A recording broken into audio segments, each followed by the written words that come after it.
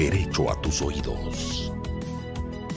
Desde la Ciudad de México para el mundo, News Canal Multimedia Radio.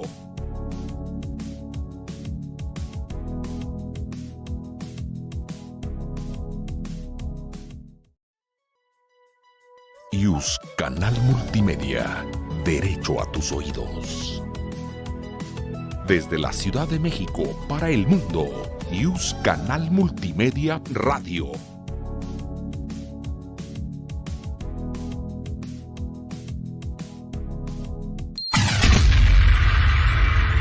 News Canal Multimedia presenta Derecho y Estado, conducido por Miguel Ángel Garita Alonso, Leonardo Vargas Sepúlveda y Rafael Jiménez Subervir.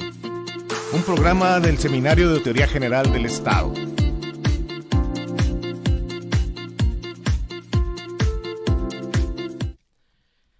Hola, ¿qué tal? Buen día. Tengan todas y todos ustedes bienvenidas y bienvenidos a un programa más del Derecho y Estado, del Seminario de Teoría General del Estado, de la Facultad de Derecho de la UNAM. Y bueno, pues hoy nos da muchísimo gusto tener a invitados tan especiales y que nos hablarán precisamente de un tema muy importante que viene siendo precisamente sobre el Estado y su vinculación en las humanidades, las ciencias y las tecnologías.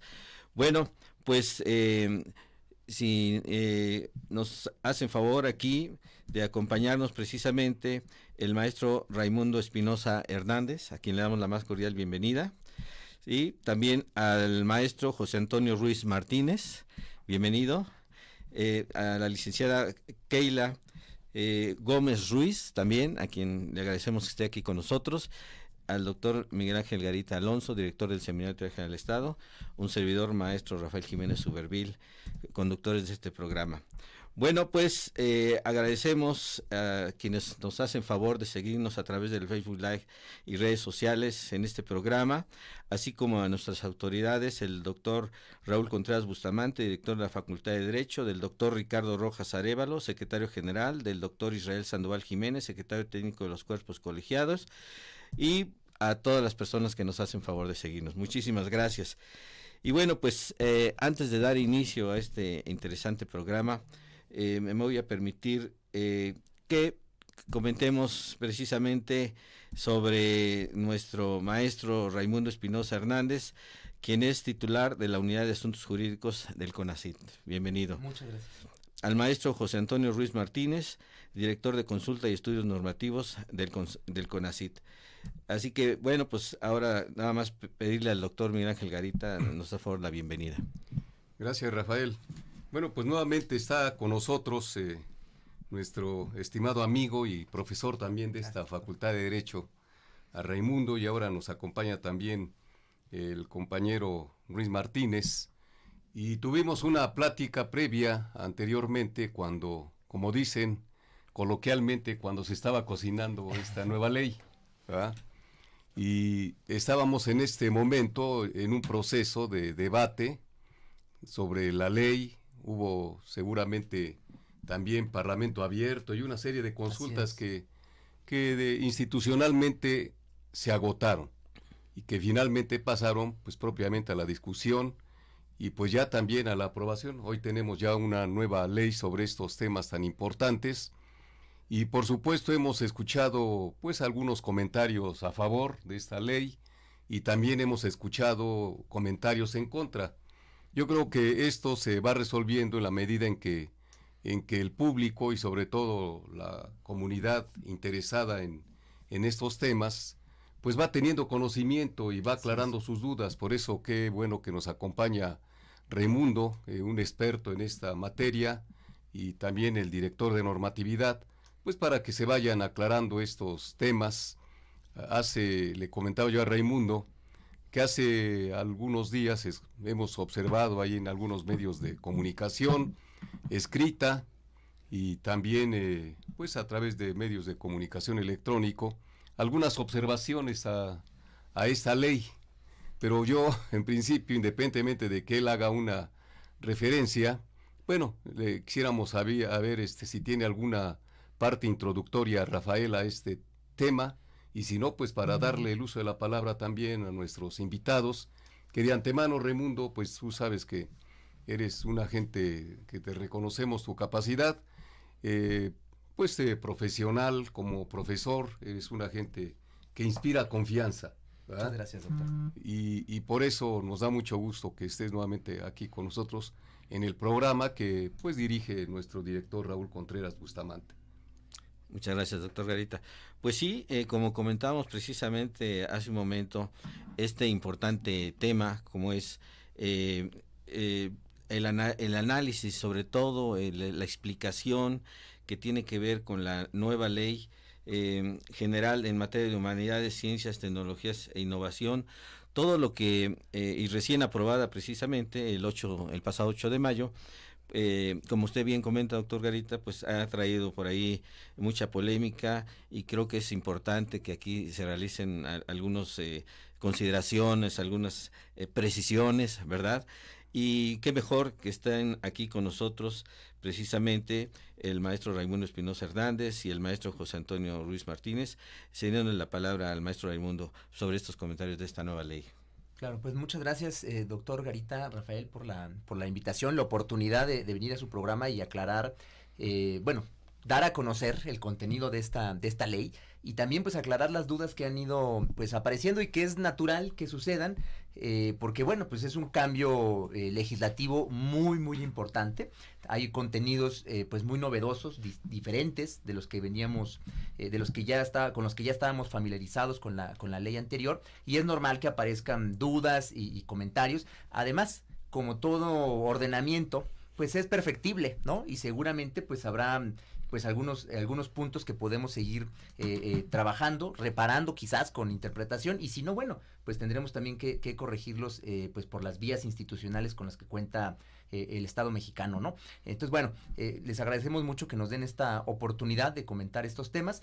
La ley, en efecto, aprobada al cierre del periodo legislativo que acaba de terminar y publicada en el Diario Oficial de la Federación, pues el pasado 8 de mayo, pues está estrenándose, ¿no? Literalmente estamos estrenándola.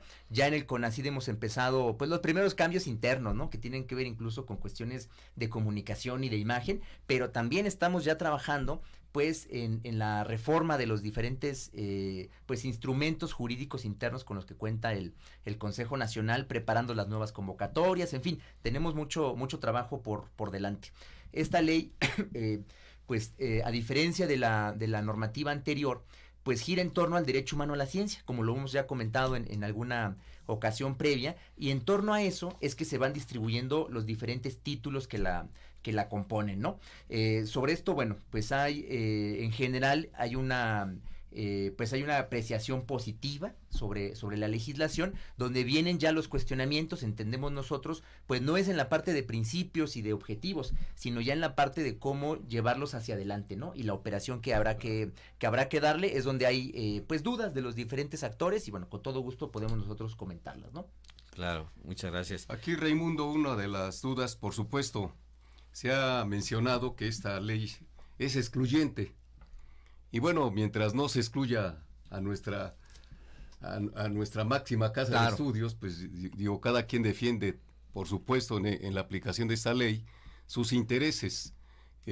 Pues quisiéramos que dentro de la comunidad universitaria que te está escuchando, de nuestra Universidad Nacional Autónoma de México, si hay alguna exclusión, algún beneficio, queremos escuchar, porque tú sabes que un gran número de investigadores, de quienes se encuentran en este campo del conocimiento, en este ámbito de la ley, pues están muy pendientes dentro de su trabajo académico y científico que realizan. Entonces sería esa una pregunta que queremos hacerte. Claro, con todo gusto, doctor. Mire, yo creo que habría que comenzar diciendo que en el proceso de elaboración de lo que ahora es la ley, como ya lo hemos comentado, fueron 4 años, gran parte de las y los investigadores que participaron con nosotros, aportando, discutiendo, argumentando, incluso algunos haciendo propuestas muy concretas de redacción que han trascendido al texto final de la ley, pues fueron precisamente colegas de la Universidad Nacional, de diferentes institutos, escuelas, facultades de la UNAM, y por supuesto estamos muy, muy agradecidos con todos ellos que nos dieron pues su tiempo y su sabiduría para poderlo colocar en esta ley, ¿no? En el proceso incluso de Parlamento Abierto, pues fue una participación significativa también de investigadores e investigadoras de la Universidad Nacional, ¿no?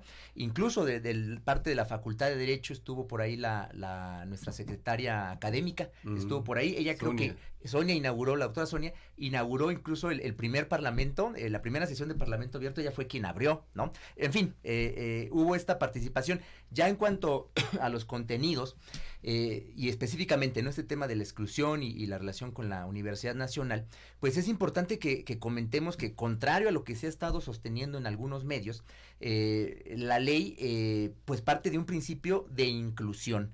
¿Esto qué quiere decir y cómo es que lo vemos? Lo vemos en los diferentes órganos colegiados que tienen que ver con el Sistema Nacional de HCTI, de Humanidades, Ciencias, Tecnologías e Innovación, pero en concreto, por ejemplo, en el caso de la Junta de Gobierno.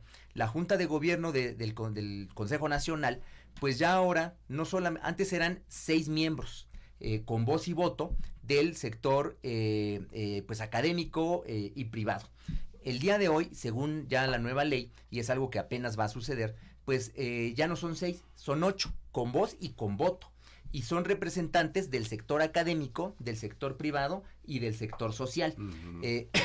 Anteriormente participaba con un lugar etiquetado la ANUYES, en representación del conjunto de universidades. Pero es cierto, y tenemos nosotros que decirlo así, que en muchas ocasiones pues esa representación no permitía pues un involucramiento más profundo pues de las universidades del interior de la República, ¿no? Y es algo que lo manifestaron con nosotros en diferentes ocasiones. La manera en la que nosotros tratamos de resolver esta situación pues es, en lugar de reservar un asiento para los directivos de ANUYES, pues más bien abramos los asientos para cualquier miembro de la ANUYES, y aunque no estén en la ANUYES, universidades públicas, también pueden ser privadas, pueden ahora participar en la Junta de Gobierno con voz y con voto. Por un lado, en el órgano de consulta interno del CONACYT, que subsiste, tenemos nuestro órgano de consulta, pues será muy importante la participación, ya no solamente de quienes anteriormente formaban parte de lo que se conocía como la mesa directiva del foro consultivo, porque ahora más bien la pretensión es no tener pues estas representaciones pues corporativas, digamos, sino que sean los investigadores quienes directamente puedan participar en los grupos de trabajo del órgano de consulta. Por supuesto, aquí no está excluido nadie, no hay una norma que diga que X o Y universidades no pueden participar. Al contrario, estamos convocando a todas las universidades, instituciones de educación superior, centros de investigación del país, de los sectores público y del sector privado, a que se sumen y asistan pues a las convocatorias que pueda hacer el CONACYT. Me parece que pues la Universidad Nacional, la UNAM, pues es un actor fundamental, es uno de los sujetos históricamente más beneficiados con los recursos que distribuye el Consejo Nacional para apoyar proyectos de investigación y para apoyar la formación y los estímulos en el Sistema Nacional de Investigadores. Es indispensable que la Universidad Nacional pues participe en este nuevo arreglo institucional, ¿no? Y ayude, colabore con el CONACYT para impulsar esta nueva política de HCTI en el país. ¿Se puede decir que esta nueva normatividad es más democrática, Raimundo? Es decir, tiene mayor apertura. Claro, me parece a mí que sí, doctor, por esta nueva construcción que viene en la Junta de Gobierno, donde se amplía la participación hasta 8 miembros, también porque está abierto, y además decimos que quienes participen con esos 8 lugares, pues no pueden permanecer ahí ad infinitum, tienen un periodo de máximo 2 años y se tienen que rotar. Y hay otros criterios, por ejemplo, el criterio de paridad de género, eso no lo teníamos. Llegó un momento en la Junta de Gobierno donde todos eran hombres. En este momento eso es inconcebible, claro. Es imperdonable que continuemos con eso. Bueno, eso ya no va a pasar, ¿no? Hay ese criterio, pero también hay un criterio de, llamamos nosotros, equidad regional y también institucional, para que no todo se concentre en el centro del país ni en una sola institución. Me parece a mí que eso abre la participación pues a actores que anteriormente pues no tenían esta oportunidad, ¿no? Sí. Ahora bien, mira, pues como tú sabes, siempre después de que se lleva a cabo la preparación de la ley, la discusión, su aprobación, su publicación, pues viene una etapa postlegislativa. va a haber seguramente amparos, acciones de inconstitucionalidad, que finalmente, bueno, pues dentro de la estructura constitucional del Estado, pues son los que resuelven también esas dudas, esos conflictos que surgen. Ustedes están listos para este debate, porque pues yo quiero decirles a ustedes que esta ley pues fue aprobada por el Congreso, y obviamente pues también el Congreso a través de sus órganos técnicos si fue una ley que se aprobó, pues debe de ser también defendida por los órganos internos de cada una de las cámaras, no de manera aislada, dejarlos a ustedes, sino yo creo que aquí debe de hacerse una estructura que fundamentalmente informe, porque muchas veces se interponen acciones por falta de información. Entonces yo creo que aquí en la parte esta de información va a ser muy importante que ustedes estén, así como lo hicieron en la parte de la elaboración de la norma, en las consultas, pues yo creo que ahora también abrir una jornada de trabajo, de explicativa de la ley, claro, de ver cuáles son los beneficios, y por supuesto, nosotros sabemos que pues toda ley no es perfecta, es perfectible. Si hay necesidad de hacer algún ajuste a través de la aplicación de políticas públicas, que es muy importante que nos platiques de ello, Raimundo, pues abrir este tema ya postlegislativo. Yo quiero preguntar si ya propiamente la ley ya se está aplicando. Sí, doctor, pues la ley ya desde el 9 de mayo que entra en vigor, que es al día siguiente de la publicación de la ley en el Diario Oficial, en el CONACYT hemos llevado a cabo diversas acciones para pues ya irla implementando. Vamos a llevar un proceso de armonización normativa, que también eso está dispuesto en los transitorios, y eso implicará pues un esfuerzo del Consejo Nacional pues por armonizar diversos instrumentos que tienen hoy al interior del Consejo, pero también va a implicar que los poderes legislativos en las entidades federativas pues empiecen a trabajar en sus respectivas leyes locales de humanidades, ciencias, tecnologías e innovación. Ya hay varios que nos han estado contactando, interesados en ya detonar esos procesos al interior de los estados, pues para ya contar también con una ley estatal. Decía usted que si la ley es más democrática, nosotros creemos que la ley es mucho más democrática, no solo por la integración del órgano de gobierno del Consejo Nacional, que hay que aclarar ahí también, no es el máximo órgano rector del Sistema Nacional de Humanidades, Ciencias, Tecnologías e Innovación. La Junta de Gobierno es el máximo órgano del CONACYT, pero no tiene competencias en relación con el Sistema Nacional de HCTI, ¿no? En ese sentido, la ley nos parece que es mucho más incluyente, mucho más plural, en tanto que reconoce las competencias de las entidades federativas y deja a salvo su capacidad para desarrollar sus propias políticas en materia de HCTI.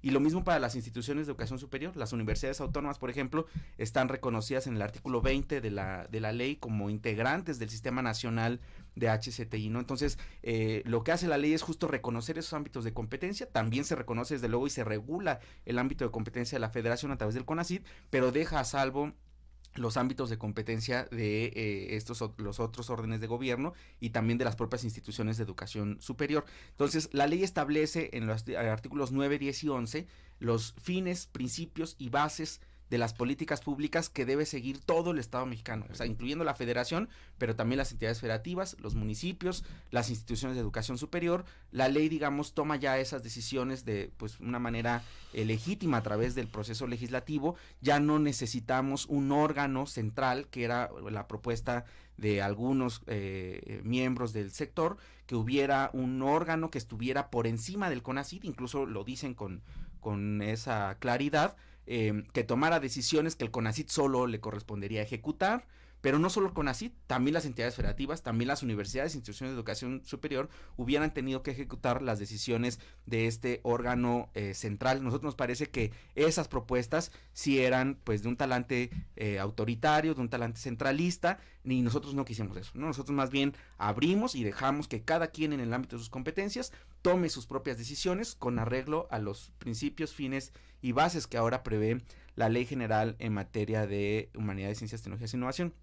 Y toca usted un punto muy importante, ahora en esta fase post-legislativa, que el Consejo Nacional, en tanto que ha sido pues la entidad del Estado mexicano encargada de coordinar estos esfuerzos para que ahora tengamos una primera ley general en materia de HCTI, pueda ser también la instancia que pues ahora comunique los contenidos y alcances de pues lo que ahora es esta nueva ley general de HCTI, porque ha habido mucho ruido en torno a lo que dice o no dice la ley. Afortunadamente basta con acudir al texto de la norma para pues ir aclarando, disipando esas dudas, esas pues muchas veces mentiras, ¿no?, que se han generado en contra de la iniciativa. A nosotros nos sirvió mucho que ya durante el proceso legislativo hicimos una serie de espacios de comunicación directamente con las comunidades académicas para pues escuchar justo estas dudas, muchas genuinas que tenían ellos con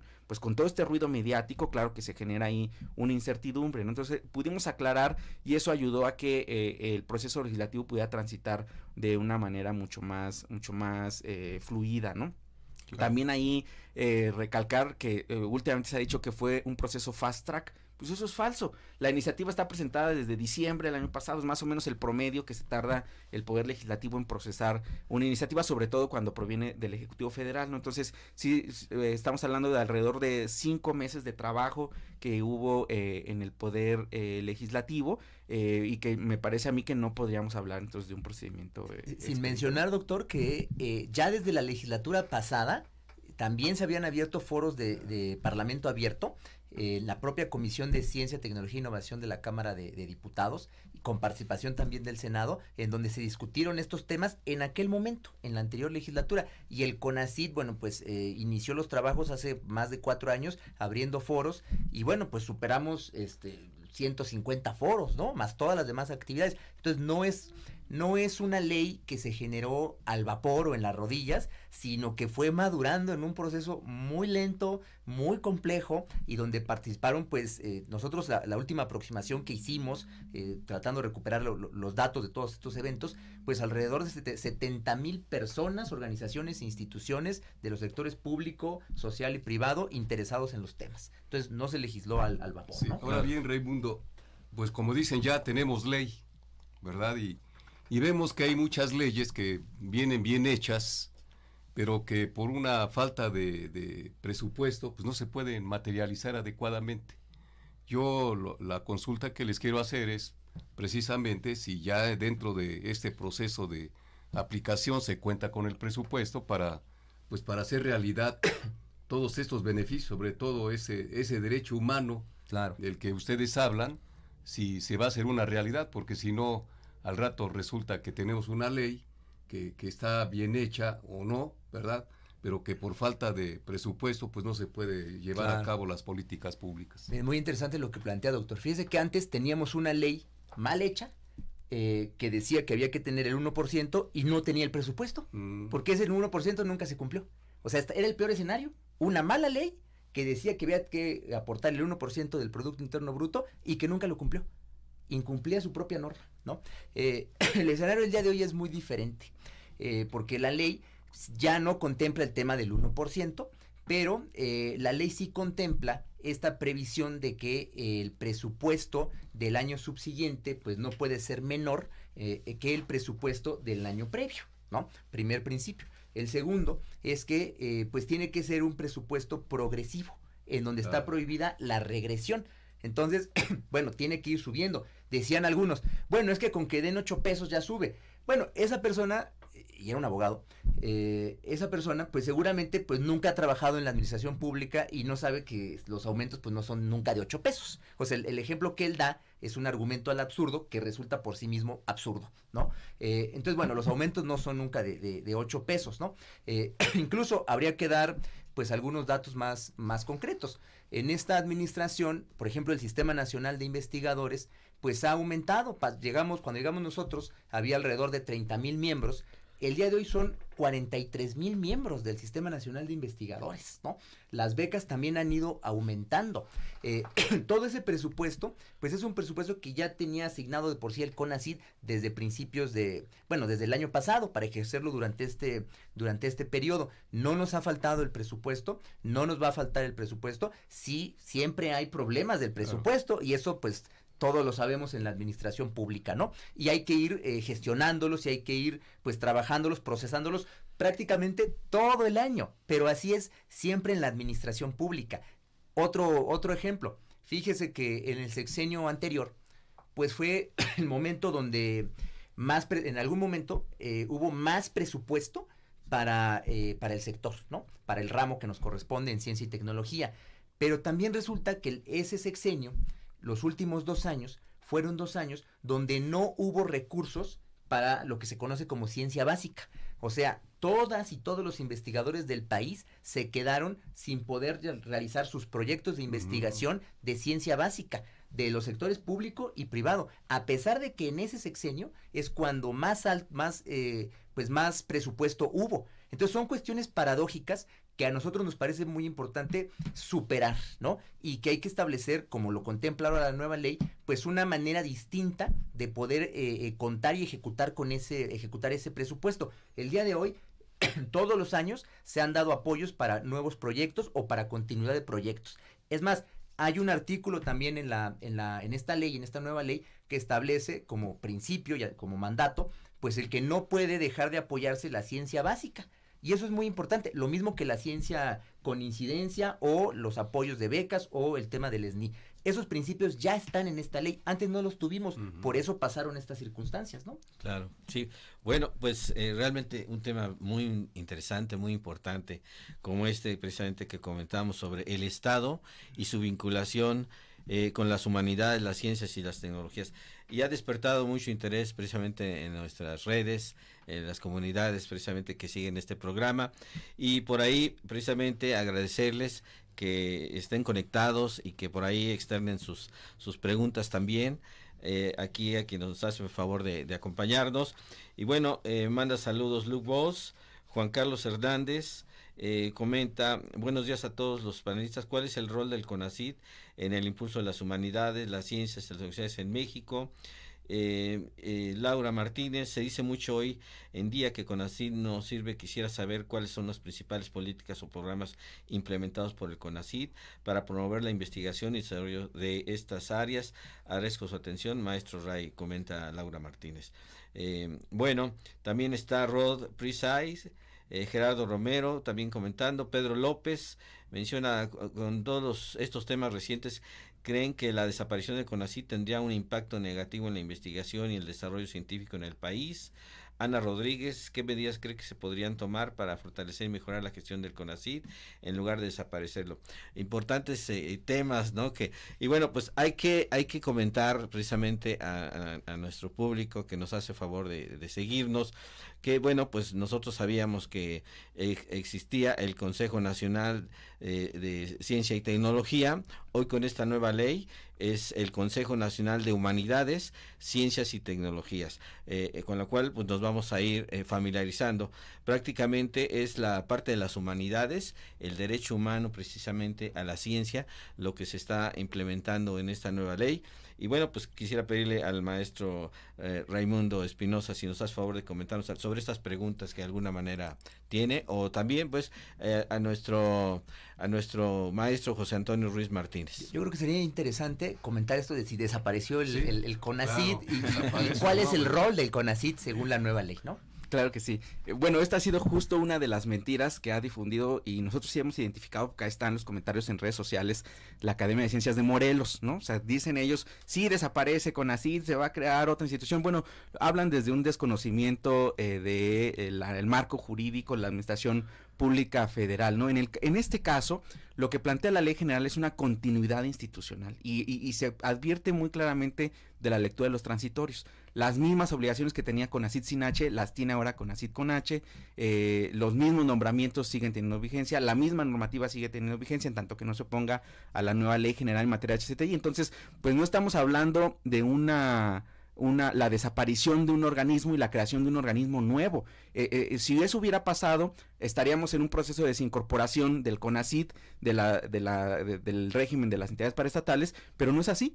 El CONACYT ahí está, el edificio ahí está, los funcionarios ahí estamos, los programas siguen caminando, los apoyos se siguen dando, las becas continuaron al mes siguiente, se siguen dando los apoyos, las becas del ESNI también se seguirán pagando. Entonces hay una continuidad institucional del Consejo Nacional de Ciencia y Tecnología al Consejo Nacional de Humanidades, Ciencias y Tecnologías, ¿no? Entonces es más bien pues un cambio de nombre, una refundación de la propia institución, pero de ninguna manera supone una ruptura institucional ni implica la desaparición de un órgano por la sustitución de uno nuevo, ¿no? Es una continuidad y eso es importante aclararlo porque tiene implicaciones jurídicas importantes, ¿no? O sea, si hubiera desaparecido, habríamos tenido que suspender las becas, los pagos del ESNI, y eso no ha sucedido, no va a suceder en tanto que el Consejo pues sigue funcionando. Entonces, ahora la ley pues lo que plantea más bien es, y justo también vinculado al tema de la mesa, ¿no? El Estado y las HCTI, pues la ley lo que plantea es la rectoría del Estado sobre el Sistema Nacional de Humanidades, Ciencias, Tecnologías e Innovación, ¿no? Y eso es para que no vuelva a suceder lo que sí tenía la ley neoliberal de Ciencia y Tecnología, que es la que se acaba de abrogar, que entronaba o ponía, priorizaba a un solo sector, a un solo bloque del Sistema Nacional de HCTI, que era pues los empresarios, ¿no? Incluso había artículos como el 40 de la ley abrogada que decía los proyectos de innovación vinculados a las empresas tienen prioridad, y eso se cumplió. Ha dado los datos la doctora en la conferencia del presidente, más de 45 mil millones de pesos transferidos al sector público, privado.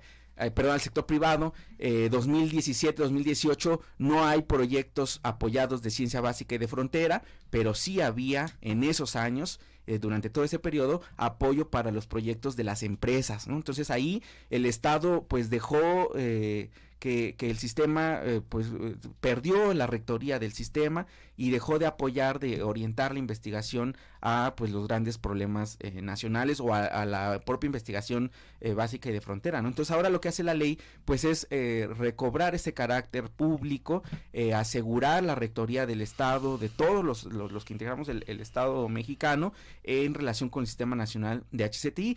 Y ahí es un tema también, un matiz importante que hay que aclarar.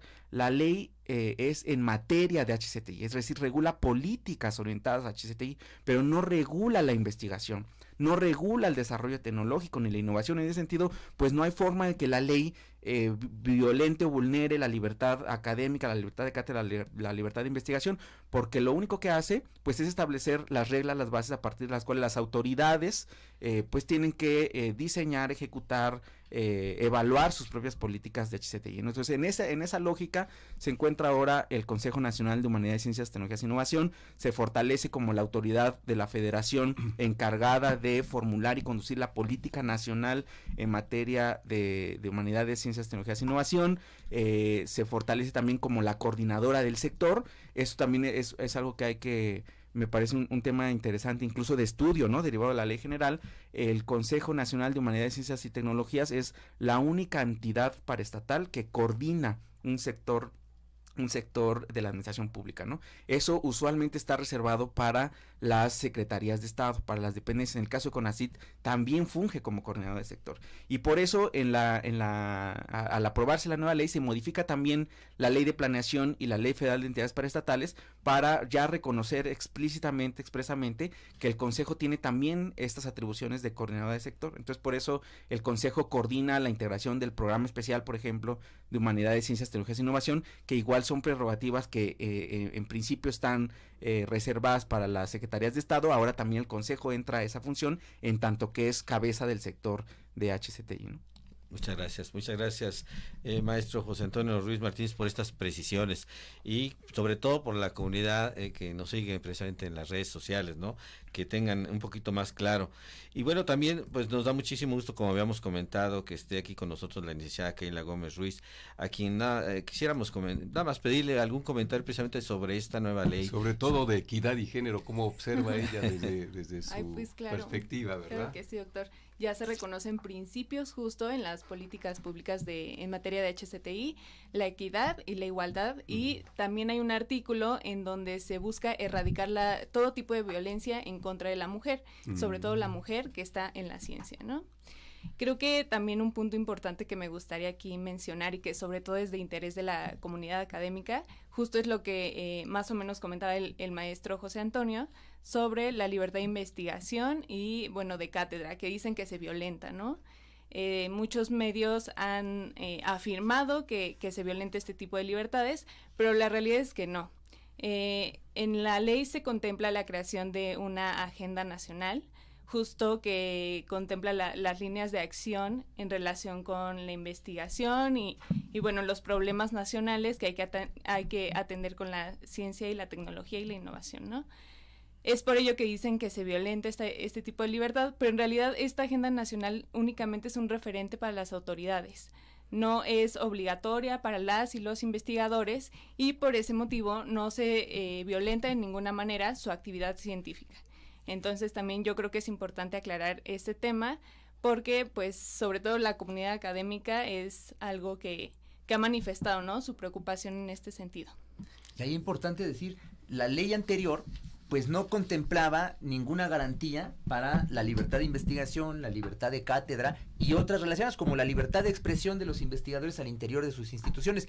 Esta ley sí lo contempla. Entonces, cuando dicen que violenta estas libertades, pues no han revisado que hay un artículo que explícitamente las reconoce, así como la autonomía universitaria, ¿no? Eso está aquí en esta nueva legislación, y en el caso que comenta ahora Keila, pues se hace evidente, la agenda nacional es una obligación de las autoridades, no es una obligación para las y los investigadores. Ellos voluntariamente, quienes decidan participar de los temas de la agenda nacional, pues lo podrán hacer, y quienes no podrán continuar desarrollando sus proyectos de ciencia básica, de investigación de frontera, de acceso universal al conocimiento y otros con la ayuda y bajo la articulación que lleve el Consejo Nacional o sus universidades y los consejos locales en su caso, ¿no? Ahora, normalmente siempre en el contenido de la ley, pues somos muy atentos a ver el contenido, pero muchas veces no revisamos los artículos transitorios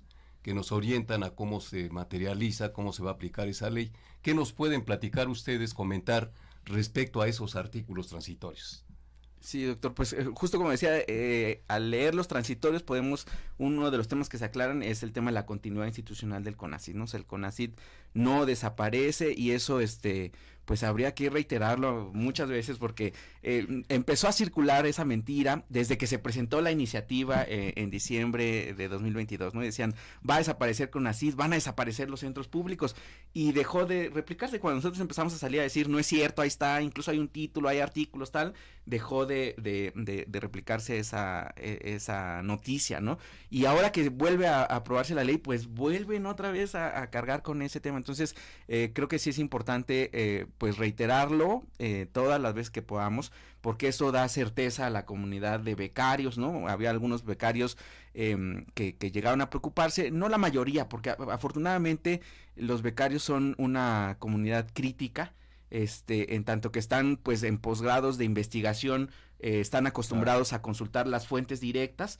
Entonces, sorprendentemente, estas notas no tuvieron más impacto en otros sectores, incluso de investigadores, que en los becarios, ¿no? Los propios becarios decían, oigan, hay que ir a la fuente directa, porque la fuente directa dice otra cosa, Y incluso hay becarios que decían ahí en redes sociales, mientras más leo la ley, pues más me convenzo de que es una buena ley. Entonces, quiere decir que es una comunidad pues muy viva, ¿no? Muy crítica de esto, que es difícilmente de manipulable, y eso es muy bueno, ¿no? Entonces ahí en el tema de los transitorios, el poder tener esta claridad de la continuidad institucional del Consejo, también ahí se establece que los poderes legislativos tienen un plazo para desarrollar sus propias leyes locales de HCTI.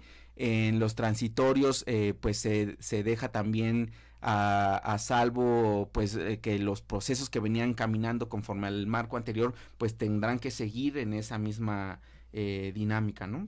También se establece ahí que pues el CONACYT y los centros públicos de investigación pues tienen digamos, un periodo de transición normativa, porque habrá que armonizar. Tenemos, si no me equivoco, es un año, ¿no? El que queda previsto. Nosotros estamos en la programación que hemos hecho, pues esperamos más bien lograrlo este año, no en un año, sino este año, dar ese paso importante. Son alrededor de 20 instrumentos los que hay que modificar, directamente el CONACYT o el CONACYT con los centros públicos, y luego cada centro público pues tiene que replicar el ejercicio con los propios, ¿no? En ese trabajo, bueno, ya hay una planeación que estamos tratando de ejecutar muy puntualmente para lograrlo este mismo año. Otro tema que aparece en los transitorios es el de las relaciones laborales. También ha habido muchas dudas, ¿no? Incluso los compañeros del sindicato, trabajadores de base del CONACYT, nos preguntaban que si había afectación. No hay afectación. Ahí lo dice claramente el transitorio, que esta ley no es en materia laboral. El régimen laboral que tiene los trabajadores del CONACYT y los trabajadores de los centros públicos se mantiene, y no hay afectaciones a sus derechos laborales. Los que tienen contrato continuarán con contrato en el apartado A, los que tienen condiciones de trabajo seguirán con condiciones en el apartado B, y las prerrogativas que el día de hoy tienen se mantienen. Y es bien importante porque estas son cosas que le preocupan pues a la comunidad, los investigadores de los centros y los compañeros que trabajan pues abajo, para que los investigadores puedan hacer ciencia, ¿no? Claro, por eso es muy importante leer los artículos transitorios también, pues son muy orientadores, ¿verdad?, para su materialización. Sí, y bueno, pues ya que comenta precisamente todo esto, maestro José Antonio Ruiz Martínez y maestro Raimundo Espinosa Hernández, que también comentaba también la licenciada Keila, pues por ahí yo quisiera que nos comentara, porque también ha sido motivo de muchas inquietudes, donde dice que se discrimina a los estudiantes e investigadores de universidades privadas, que ya comentamos un poquito. ¿Qué nos podrían decir al respecto? Bueno, es un tema también interesante, pero aquí habría que explicar algunas otras cosas, ¿no? Las universidades, primero, no hay discriminación para los estudiantes de las universidades privadas, tampoco para los investigadores, miembros del ESNI o que aspiran a entrar al ESNI del sector privado. ¿Qué es lo que sí se ha hecho aquí? Detener una tendencia que era pues una realidad muy, muy fuerte, que era el que los recursos públicos para la educación pues se fueran a engrosar las ganancias de las universidades, que son empresas o asociaciones, pero que generan lucro, del sector privado. Eso se detuvo. Y sí, entendemos que hay una gran molestia por una parte del sector que hacía negocios con el recurso público y con la necesidad de la gente de superación, de formación y el derecho a la educación, ¿no? Lo entendían como una mercancía, no como un bien público. Eso lo entendemos y es razonable, y cada vez que aparecen estos argumentos, estas críticas, pues hay que tener claro de dónde vienen. A mí me ha sorprendido mucho que a veces vienen de colegas de universidades públicas, ¿no? Defendiendo ahora el que se haga negocios con la educación y se utilicen recursos públicos pues para impulsar estos negocios. Pero bueno, normalmente son precisamente representantes de estas universidades. ¿Qué es lo que pasa? En el tema de becas, se van a apoyar los posgrados. Al CONACYT le tocan los posgrados, ¿no? CONACYT va a apoyar los posgrados a los estudiantes que entren a un posgrado en universidades privadas, siempre y cuando no tengan una beca de la propia universidad, y además esos posgrados de investigación, en el caso de investigación, pues no se les cobre a ellos colegiatura, porque ¿qué es lo que pasa? La beca que da el CONACYT para el estudiante que entra a un posgrado en una universidad privada, todo ese recurso, en cuanto le llega al estudiante, él simplemente sirve como medio para que pase al patrimonio de la universidad privada. Eso es lo que detuvimos. ¿Por qué? Porque se utilizaba, era un posgrado de calidad, como antes era el Sistema Nacional, perdón, el PNPC. Es un posgrado de calidad porque el CONACYT lo certificó y le da, y tienen becas, ¿no? Puedes obtener becas. Eso era para validar, fortalecer la propia marca de la universidad y sus posgrados de la universidad privada, y era parte del negocio. Ahora detuvimos eso, ya no va a ser así. No, pues es importante esto que precisa. Bueno, y caray, qué tema tan importante, tan actual, tan interesante. Y bueno, pues desafortunadamente tenemos ya el tiempo encima. Estamos por finalizar precisamente el programa, y bueno, pues se quedan por ahí muchas preguntas de nuestra comunidad que iremos por ahí respondiendo, por lo que Pues alguna última consideración final solamente en un minuto, si nos hacen favor. Sí, cómo no, pues invitar a toda la comunidad, a las autoridades, a los investigadores, a los estudiantes, a los directivos, a que conozcan la ley en su texto. Eso es muy importante para aclararnos muchas cosas. Y también, pues, llamarlos a que una vez que la conozcan, pues se comuniquen directamente con nosotros en el CONACYT para aclarar dudas. A mí me parece que perderán su tiempo y su dinero si intentan participar de estos pues estos amparos que sabemos que se están organizando para promover. Sabemos que van a cobrarle 700 pesos por persona a quien decida participar. Sabemos, por ejemplo, que incluso el Instituto de Jurídicas de la UNAM pues ha pasado un formato ahí para que hagan los argumentos, que puedan engrosar estas impugnaciones. La verdad es que me parece que ese desgaste es innecesario. Sería mucho mejor que participen, que se sumen, que conozcan la ley, que acudan al CONACYT, y el CONACYT los va a apoyar en las becas, en el Sistema Nacional de Investigadores y con los proyectos. Me parece que esa visión constructiva es la que debemos tener en la comunidad, pues para trabajar todos conjuntamente con esta nueva ley.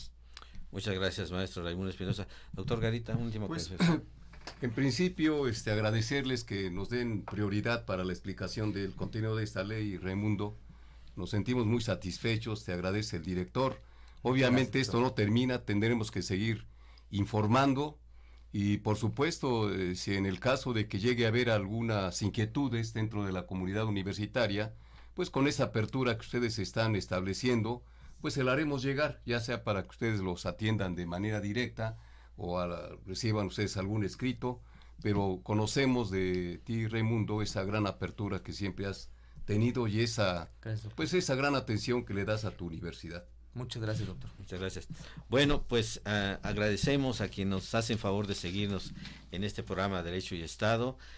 Por ahí son muchas las preguntas y vamos a estar comentándoles. Qué bueno que despertó en ustedes este interés, y bueno, pues también agradecer a la licenciada Keila Gómez Ruiz estar aquí con nosotros, precisamente al maestro José Antonio Ruiz Martínez, al maestro Raimundo Espinosa Hernández, al doctor Miguel Ángel Garita Alonso, por lo que a nombre de nuestras autoridades y también sin dejar de agradecer a Lalo Ramírez, encargado de producción y difusión educativa multimedia, este canal, pues sin cual no podría ser posible todo esto que podemos ahora compartir.